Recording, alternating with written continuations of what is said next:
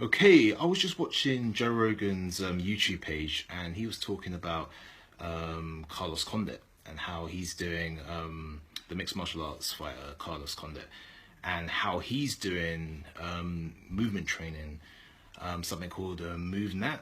Now, there was a lot of people who are now looking at Conor McGregor, who's been doing a lot of movement training with Eva Portel, I think his name is. I'm sure I pronounced it wrong, but I've been watching a lot of his videos, and very smart guy. Now he talks about movement and how, you know, we've become like very formulaic, like in the way we move, and even in mixed martial arts, like for quite a few years, a lot of people were talking about, oh, you need to have good boxing, you need to have good wrestling, you need to have good Muay Thai and good Brazilian Jiu-Jitsu.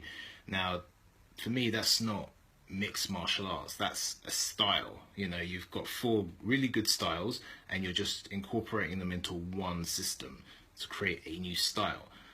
But my idea of mixed martial arts, anyway, now I could be right, could be wrong, is it's all about utilizing different movements, different martial arts. So I really agree with a lot of this stuff. So,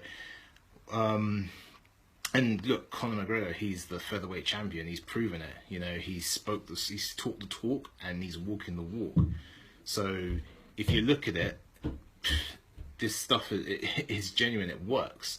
You know, and I was brought into Bruce Lee's philosophy about using no way is way, no limitation is limitation, not being stuck in styles or systems, you know. And I think even within MMA, you know, the premium, you know, fighting, the UFC, the premium fighting organization with the best fighters in the world, there's still a lot of limitations. People are still just trying to fight in certain ways. They think, oh no, you have to fight this way, you have to do Muay Thai, you have to do Jiu-Jitsu, and it's like they never really incorporated. Until now, you're seeing a lot of the top guys, John Jones, Anthony Pettis, Conor McGregor now, you know, George St. Pierre doing gymnastics, doing different movements, doing different things, you know, not just the traditional same MMA kind of practice, you know. So it's so good to see that the sport is evolving and people actually taking note. I mean, Bruce Lee knew this like decades ago. He was talking about this decades ago, you know, about using different methods, different ways, you know, taking what's good from a style and not being boxed into that style, and using it, utilizing it to express yourself, you know. There are no good styles or bad styles. I don't believe in that. And I totally believed in what Bruce Lee was saying all those years ago, about just taking what's useful and rejecting what's not, and being formless so that there's no one way to react, that you can adapt to your opponent. Conor McGregor, like when he fought Chad Mendes in July, when he was supposed to fight Jose Aldo, his reaction when they said, oh, Jose's pulled out, we're going to fight Chad, he was like, they're all the same. It makes no difference. It's like you're trying to beat yourself, you know, and I totally dig that. And these things, the ways of expressing the human body, there's this book, this Bruce Lee book, The Art of Expressing the Human Body. So I think I've got it on my bookshelf somewhere. But it talks about, you know, all different ways of training the body. But I just find this stuff fascinating. I mean, a lot of the things he was saying on there, very smart. A lot of the things he was doing as well. The things that you do, like when you were a kid, you know, you're walking along like tree logs, and he's doing like bow and arrow movements. Like, as a hunter-gatherer, you know, you would create these tools to go and hunt and gather your own food. You don't go to Sainsbury's to go and get your meat, you know, and not know where that meat came from. You know, you went and you hunt, you gather it, and you cook it yourself. You know, the body we have bodies for a reason, you know, we're supposed to be functional. The thing is, in our society now, like, all we do is we sit down on desktops, computers, or we're like this all the time, and, you know, everything's given to us on a silver platter. So we're kind of living in the matrix in a way. So we kind of lost that, you know, touch with nature. You know, that's the difference between us and like the other creatures on this planet. Like the other creatures on this planet have that natural equilibrium with the surrounding environment, whereas we kind of have adapted to technology that we've created. So it's been a good thing. It's allowed us to survive longer, but it's also been a bad thing because then it's inhabiting the way we move. Even as elite athletes, even as mixed martial arts, you know, top mixed martial artists, you know, they're still set in formulaic patterns, you know. You have to punch this way, you have to kick this way, you have to lift this way, you know, and it's like, no, you have to get back in touch with expressing your body and using your body to its full potential.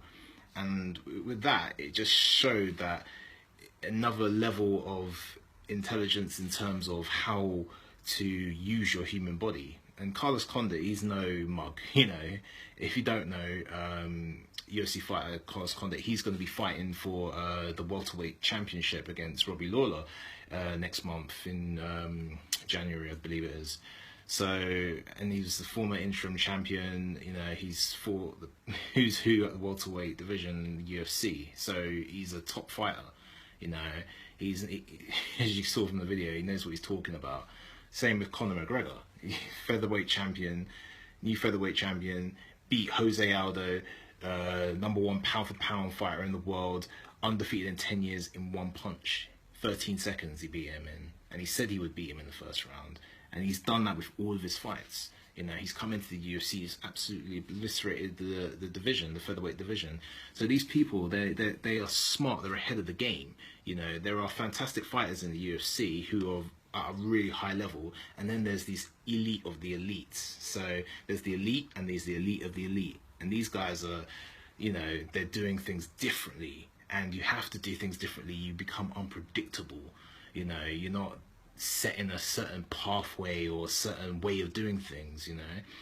And I really dig that. I'm a big martial arts fan. I do martial arts. I've done it since I was 8 years old. I've done capoeira, I've done kung fu, I've done Brazilian jiu-jitsu, I've done MMA, I've done arnis, karate, you name it. I've done so many different things, and I've considered myself, I'm no way, I'm not a master of any of those things. I'm not the best at any of those things. What I'm trying to do really with my martial arts training is become the master of becoming a jack of all trades, so that no matter what, I can respond to the situation. I can respond to the opponent without having to worry about circumstances. Oh no, this guy fights this way, I need to adapt, I need to make sure that I fight the same way. It's like you want to be able to adapt and be unpredictable, and I think that's how you win fights, you know, in a competitive sense, and also in reality, you know, in combat. You know, combat is unpredictable.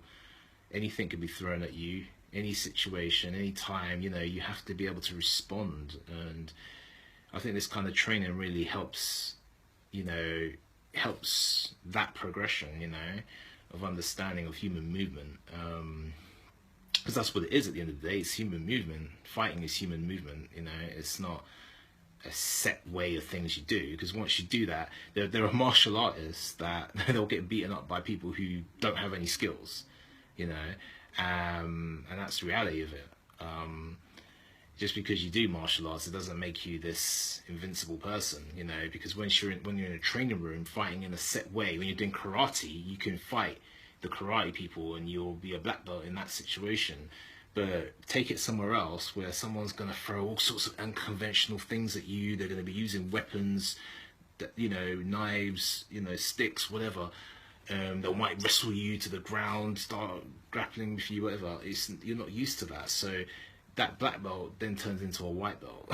So I think it's important to kind of understand what's going on here. And a lot of people were taking the mick out of Conor McGregor, like doing all this movement thing. What's he doing with his body, doing all these weird things? But look at him, he's the world champion, you know. So I think you're going to see like a lot of people start doing this, because obviously it's been proven by people who are now world champions. So people are taking note, whereas before they were just taking the mick and thought it was silly. But I totally dig this stuff. I think it's really, really interesting. And yeah, just wanted to give my thoughts on that. So let me know what you think. I mean, what do you think about Carlos Condit doing the MovNat, and Conor McGregor and his movement coach, Eva Portel? I mean, what do you think? Do you think it's good? Do you think it's a load of nonsense? Yeah, let me know.